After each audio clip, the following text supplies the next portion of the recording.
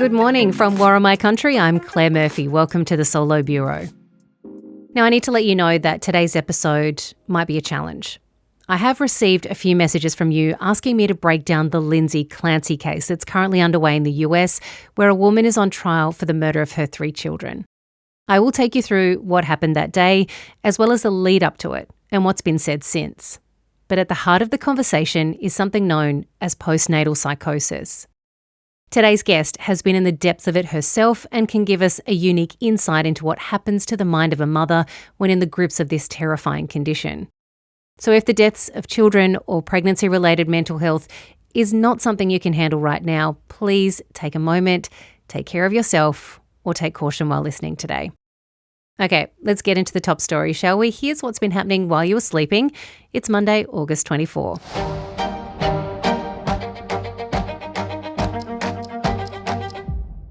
Swans fans turned up in numbers to support their club's first game since sexual assault allegations were levelled at 5 players. The players, Isaac Heaney, Chad Warner, Nick Blakey, Riley Bison, James Jordan, have been stood down for the rest of the season for breaching club standards by drinking and bringing women back to their hotel room in Melbourne. The sanctions are not in relation to the police investigation into the sexual assault allegations. A record 16,672 fans turned up to watch the women's team win just their second match at the SCG for premiership points, defeating Essendon by 24. While some fans were unsure whether they would walk out ahead of the men's game at yesterday's doubleheader, a crowd of just over 30,000 showed their support for the club and the players, the club's smallest AFL home crowd of the season. After the siren with the Swans defeating North Melbourne, several players became emotional, thanking the fans for their support as they received a standing ovation. Captain Callum Mills told Fox Sports he was grateful for the fans backing them in. I'm so grateful for our fans to stick with us and how we stayed so united as a club this week. I'm really proud of that. A long-nosed fur seal has tested positive for H5 bird flu. The seal was found dead on the sand at Beachport in South Australia. It's believed to have contracted the virus from wild seabirds. Experts warn that those numbers will increase, comparing this viral spread to a similar event in South America, which saw mass mortality events, especially when the virus started to jump from mammal to mammal, devastating that year's pups. The virus has so far not been detected in any agricultural sectors across the country, and the health risk to humans remains low. A reminder though, if you do see a sick or dead bird or seal, don't touch it, take pictures or video if you can, and report your location to the Emergency Animal Disease Hotline on 1800 675 888. Sydney shark attack victim Leah Stewart has posted in the GoFundMe raising money for her recovery, thanking everyone for their support. Miss Stewart was attacked by a white shark while swimming between the flags on Coogee Beach on the morning of June 13. She was bitten on the legs and arms and suffered multiple broken bones. She was placed in an induced coma before requiring one of her arms to be amputated. The 35-year-old wrote on the fundraising page that she was grateful for the support, that she's progressed enough to build some independence and can finally see some light. She also said it seemed appropriate now to switch off accepting donations, which has reached more than $550,000, as what has been offered is enough to recover, stay in her home, and give her options for further medical treatment. She signed off saying, "You've inspired me to get better, not bitter." The trade war between the US and Canada has ramped up after negotiations over the Trump administration's 50% tariffs on Canadian goods failed. Each side blamed each other for the talks collapsing. The 50% tariff coming into effect, Canada announcing retaliatory tariffs of their own. We recognized from the start that America has changed. Canada will match Washington's new tariffs dollar for dollar in order to protect Canadian workers, farmers, families and businesses. That's Canadian Prime Minister Mark Carney. Canada will focus their tariffs on those industries targeted by the new US duties, as well as steel and dairy products. US President Donald Trump has hit back on social media, saying Canada wants the benefits of being a state without being one. Trump has made many references to Canada becoming America's 51st state, something that has not sat well with its northern neighbour. US Treasury Secretary Scott Bessent has threatened to impose the toughest sanctions in history on Iran, but the Iranian leadership has called out the move as a sign of desperation. Tehran remains defiant after nearly 6 months of war with the US and Israel, bringing shipping to a virtual standstill in the Strait of Hormuz, while their economy is under pressure from the already massive amount of international sanctions and infrastructure hit by US strikes. Iran's foreign minister has dismissed the threat as a sign of desperation, saying the fact that they've moved on from military operations to bring up the same old plans shows that they are desperate. Almost every state and territory is expected to cop a bit of a drenching this week as a low-pressure system slowly makes its way across the country. It's already driving heavy rainfall through far east WA and into southern parts of the Northern Territory. Today, it's expected to head into South Australia before moving through southern and western parts of New South Wales and Victoria tomorrow. On Wednesday, it'll stretch up into eastern New South Wales and southern Queensland before it heads south into the Tasman. While for drier areas, this is a much-needed reprieve. For those that have already seen a significant amount of rain in recent weeks, there'll be some danger of flash flooding.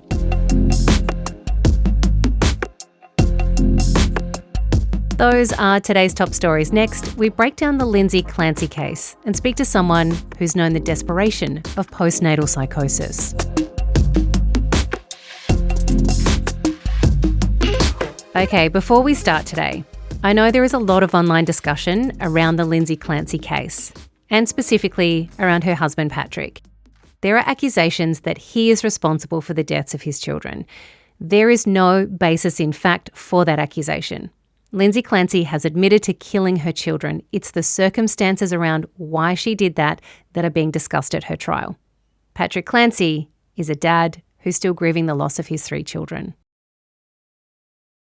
In the months after the birth of her 3rd child, Boston woman Lindsay Clancy started to experience issues with her mental health. Chronic insomnia and suicidal thoughts began to intrude on her day-to-day. She knew she needed help, so she sought care from post-pregnancy mood disorder specialists who placed her on various psychiatric medications. But nothing seemed to work, and in fact she told a friend that some of the medications she'd been given gave her dark thoughts.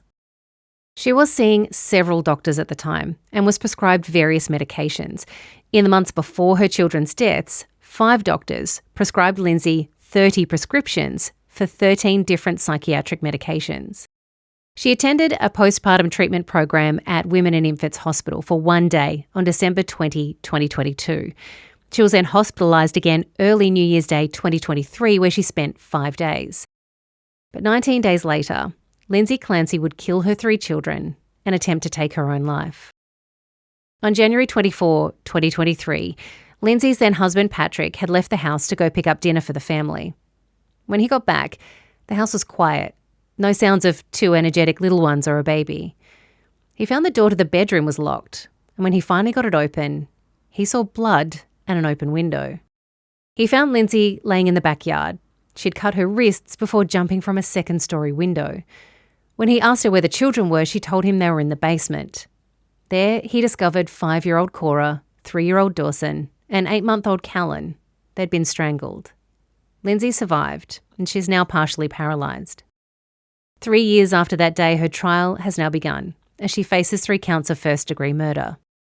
Just to let you know that for the sake of time, I have removed some of the prosecutor and defence's questions from within some of this testimony, but at no stage has the answer been manipulated. Underpinning this trial is a conversation about postpartum depression and its incredibly terrifying escalation, postpartum psychosis. In the US, cameras are allowed in the courtroom, and the world has been watching as Lindsay and Patrick's family, friends and colleagues have been giving evidence. The first witness in the trial was Patrick Clancy. He talked about Lindsay's behaviour in the lead up to the day of the murders and whether he thought she was a danger to their children. You described thoughts of hurting the kids or them having some sort of ailment. But going back to that first part, she said she had thoughts of harming the kids. Is that correct? Yeah. Lindsay's mother, Paula, took to the stand, saying her daughter had let them know she was suffering. I remember her being very nervous. I remember her saying, I just have to tell you guys something. And then she told us. What did she tell you? She told us that she had thoughts of harming the children. Lindsay's former mother-in-law Susan also gave evidence, telling the court that her former daughter-in-law had been crying out for help. She loved her children, all of them, very, very much. She was begging for help. Jurors heard about Lindsay's internet search history, how she'd searched links to psychosis, hallucinations, intrusive thoughts and suicide. Personal notes written by Lindsay describe her depression, exhaustion, guilt and fear around her children. One note read, "I am sad and depressed because I'm not able to treat my third child like my first. I want to feel love and connection with all my kids. I want to be authentically happy and not fake."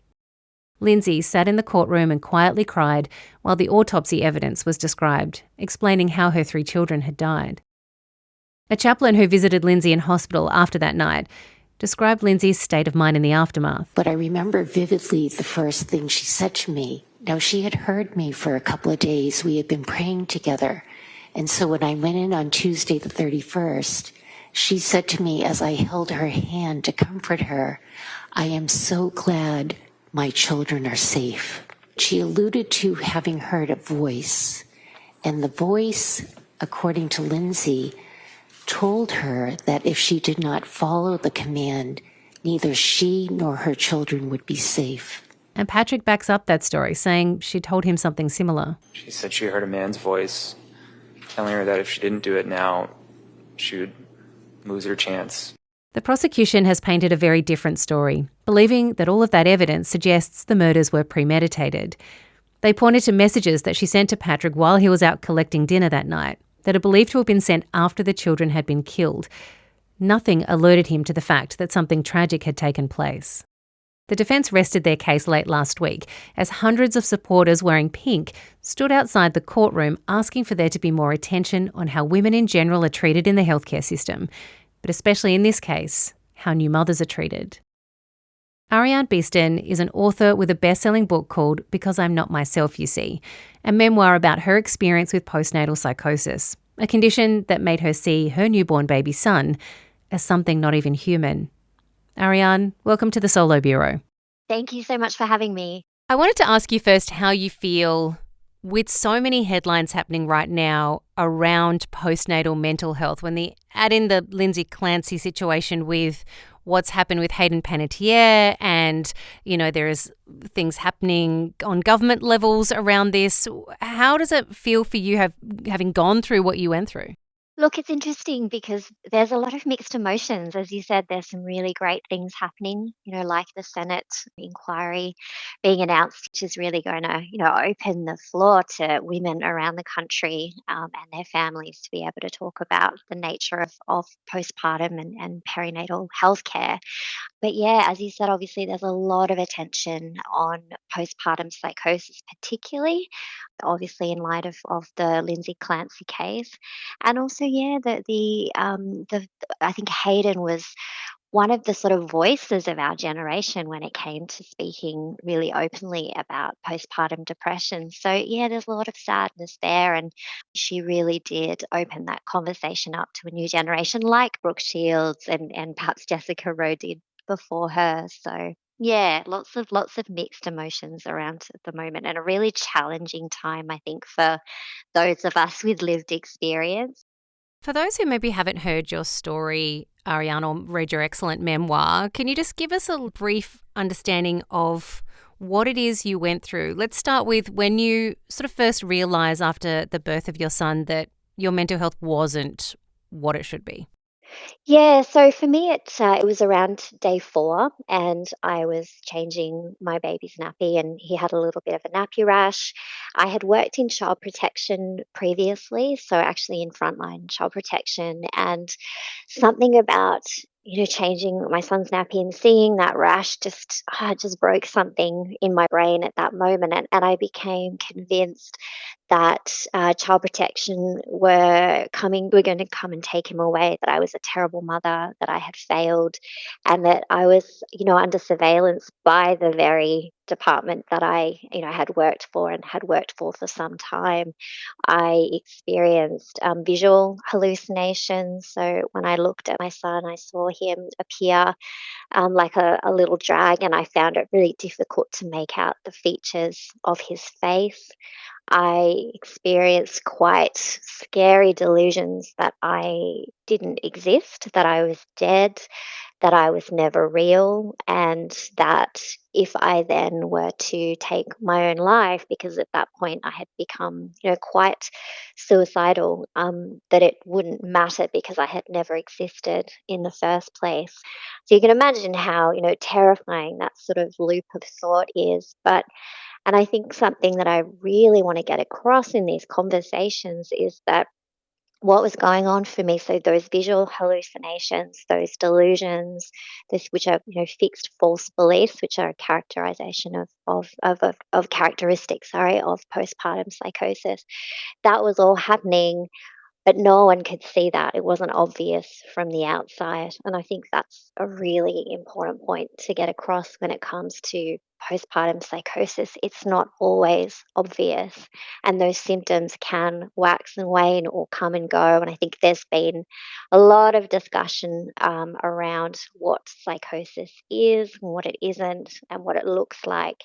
And certainly, yeah, for a lot of women who have postpartum psychosis, the symptoms wax and wane, they come and go, and that's why it can be difficult to identify and pick up, and why women can fall through the gaps.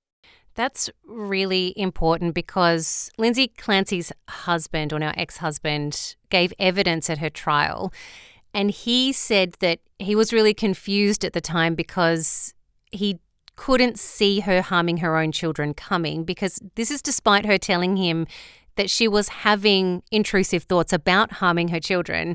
But then it looked like she was a great mum because she's obviously struggling to act and work at proving that she was actually a good mother at the same time as experiencing all of this. So that then plays into that idea that obviously you're trying your desperately hardest best to be the best mum despite what you're going through, while at the same time dealing with these intrusive thoughts.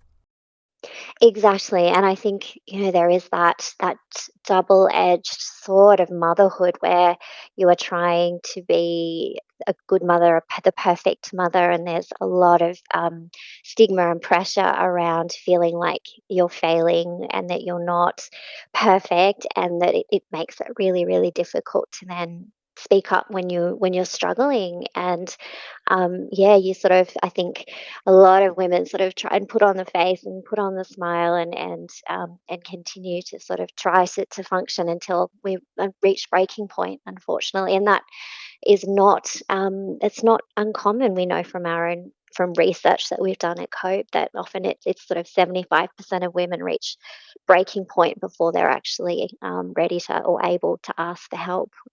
And that's something that's really important. Women should know that you don't have to reach breaking point. I think a lot of women feel like, oh, it's not that bad, or I'm not struggling that much, or I can just get through this. And that's just not the case. You shouldn't have to reach breaking point to deserve help.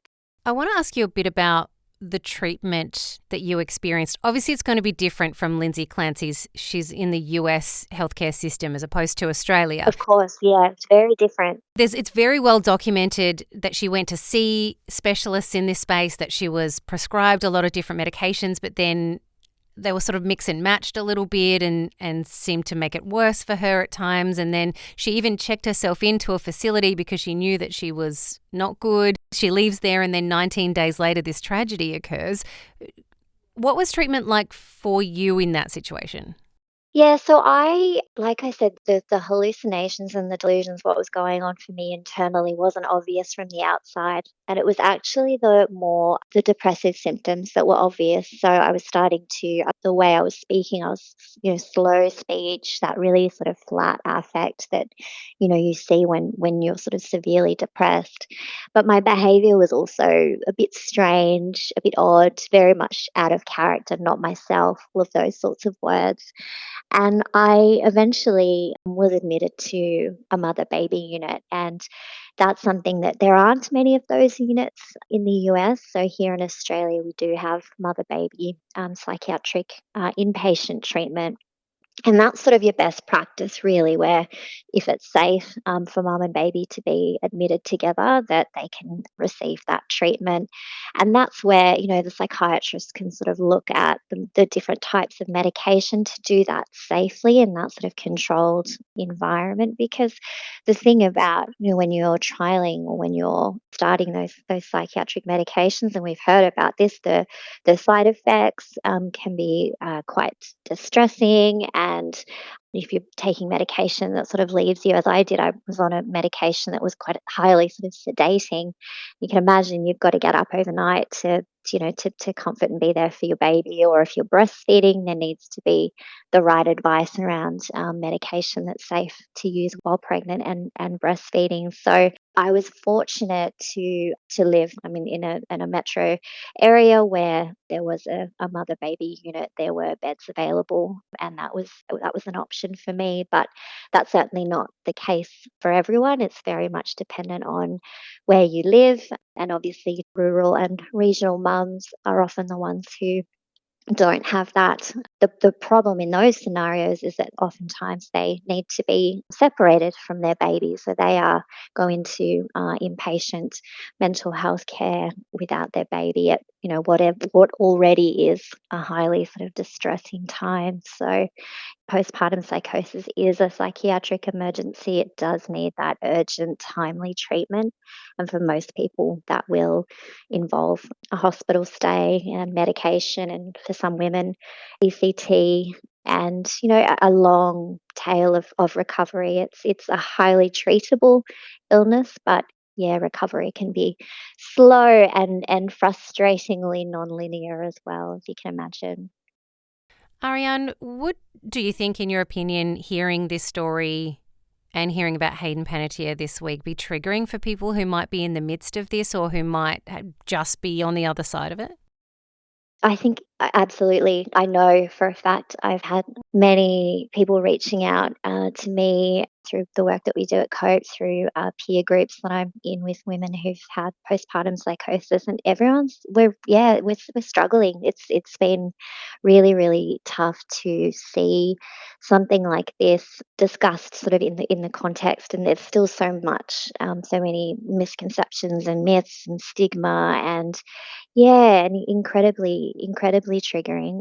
I was on a similar sort of path or trajectory to Hayden. I think her child isn't too much younger than mine, and I remember when she went into hospital a second time, which was similar to my experience, that it wasn't just a simple being hospitalized once and then recover. She went into hospital a couple of times for treatment, and I just remember thinking at the time, how brave to be not just talking about this in hindsight. I think we tend to, and lots of celebrities will talk about things after the fact as, oh, this is something that I went through and I've recovered, and that's in the past. And she was very brave and very open about talking about things as they were happening and in the moment. And I think she did a huge amount made a lot of progress there for women to be able to talk about that as it was happening and not in retrospective.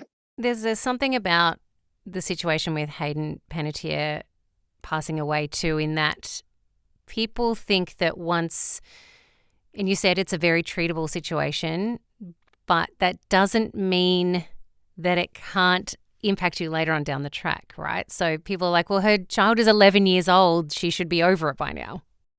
Yes, absolutely. And I can tell you for a fact that when I wrote my memoir and was out talking to people, and I had women in their sort of, 60s and 70s coming up and saying, I experienced this decades ago, and there are aspects of my experience that I've never been able to talk about, or I've never been able to sort of just get over, in inverted commas, that becomes a part of your story and a part of your narrative. And it's not a tidy, that's something that happened, and it's in the past. I think for many of us, and particularly those who've experienced a severe, postpartum psychotic episode, particularly where there was trauma, or there was perhaps involuntary hospitalization, or there was ECT, or there was relationship breakdowns.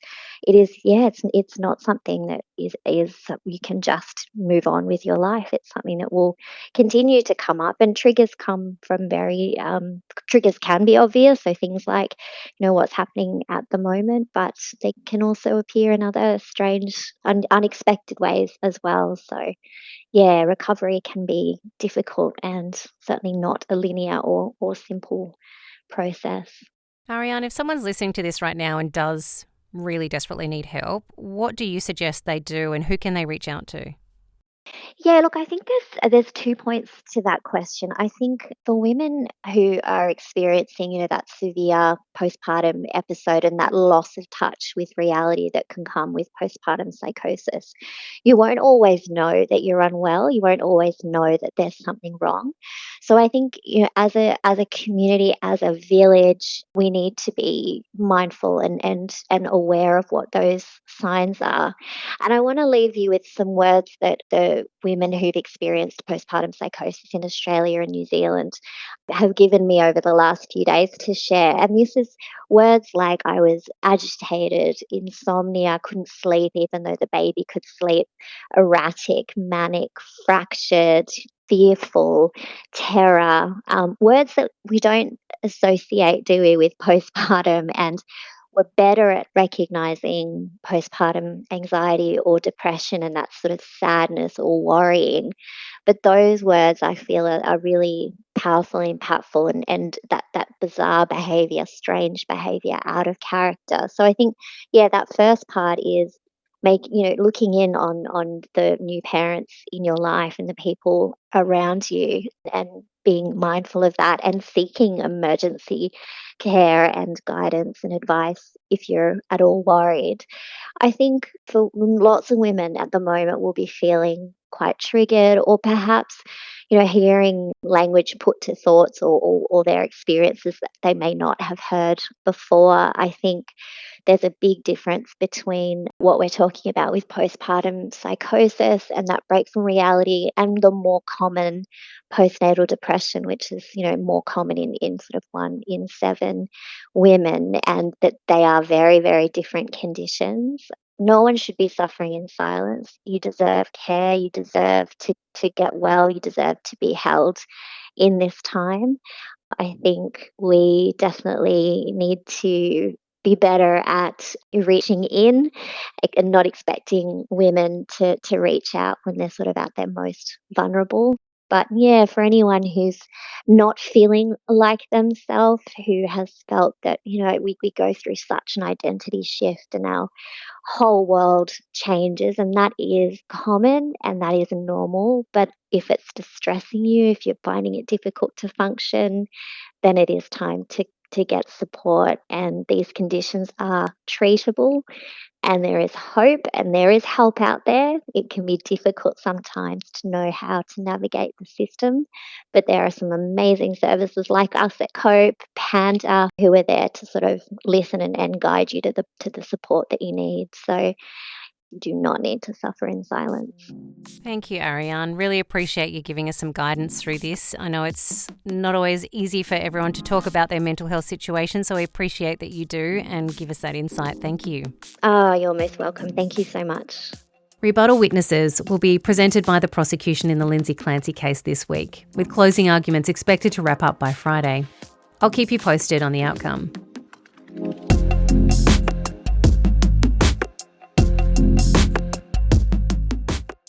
Thanks for spending time with the Solo Bureau Today team. I know that navigating the healthcare system can sometimes be really difficult, but please, please, please, if you are having thoughts that are even a fraction of what Lindsay Clancy was allegedly going through, please reach out to your people, or if you need professional help immediately, Lifeline are there and ready to take your call. The number is 13 11 14. I'll also put a link to their website in the show notes. Take care of yourselves today, team. I'll be back here tomorrow. See you then.